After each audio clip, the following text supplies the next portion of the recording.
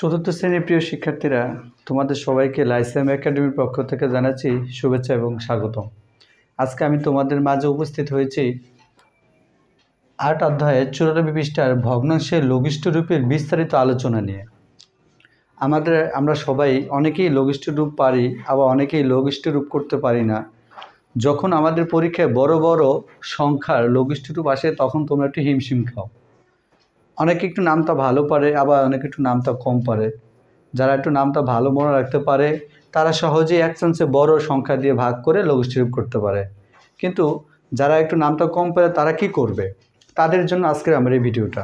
আমরা যদি একটু খেয়াল করি, ১ নম্বরে যে অঙ্কটা আছে ৪০-এর ২৪, ভগ্নাংশের লঘিষ্ঠ রূপ কি সেটা আগে আমাদের জানতে হবে, এবং আমি আশা করি আমরা সবাই জানি। তারপরও আমি আরেকবার বলছি, ভগ্নাংশের লঘিষ্ঠ রূপ হলো হর ও লবকে একই সংখ্যা দ্বারা ভাগ করতে হবে।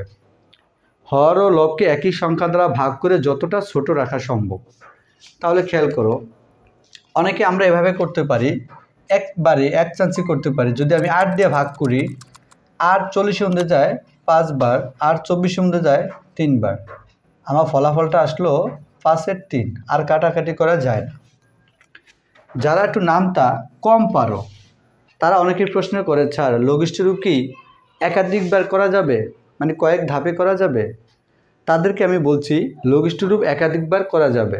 তাহলে একটু তোমাদেরকে দেখাচ্ছি। দেখো, ৪০-এর ২৪, আমরা যদি ২ থেকে শুরু করি, ছোট থেকে, যে বড় করে নামটা পারো না, ছোট সংখ্যা দিয়ে শুরু করতে চাও, তাহলে ২ দিয়ে যদি ভাগ করো, ২ ৪০ মধ্যে যায় ২০ বার, ২ ২৪ মধ্যে যায় ১২ বার।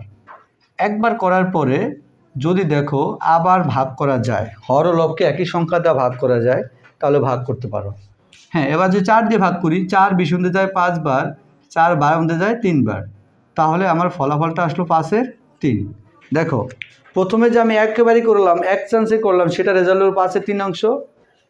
দ্বিতীয় যে ধাপে আমি অঙ্কটা করলাম, মানে ২ ধাপে অঙ্কটা করলাম, তাদের রেজাল্ট হলো ৫-এর ৩। তাহলে তোমরা একাধিকবার, যারা একটু নামটা কম পারো তারা একাধিকবার ভগ্নাংশের লঘিষ্ঠ রূপ করতে পারবে, এতে কোনো সমস্যা হবে না। ২ নম্বর অঙ্কটা যদি আমরা খেয়াল করি, যেমন আমরা যদি খেয়াল করি ৪ দিয়ে যদি ভাগ করি, বা ৯ দিয়ে ৩৬কে ভাগ করা যায়, কিন্তু ৯ দিয়ে ৩২কে ভাগ করা যায় না।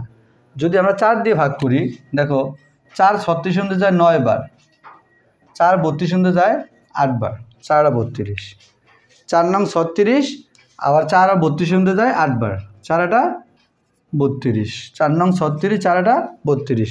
তাহলে এটা কিন্তু আর দ্বিতীয় ধাপে করা যায় না, কারণ ৯কে যেই সংখ্যা দিয়ে ভাগ করা যায় ওই সংখ্যা দিয়ে আবার ৮কে ভাগ করা যায় না। তার মানে এটা এভাবেই হবে।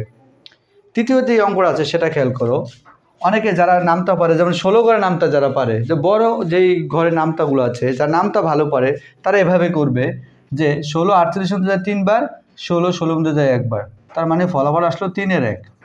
এখন আমার প্রশ্ন হলো, যারা একটু নামটা কম বোঝো বা কম মনে রাখতে পারো তারা কিভাবে করবে?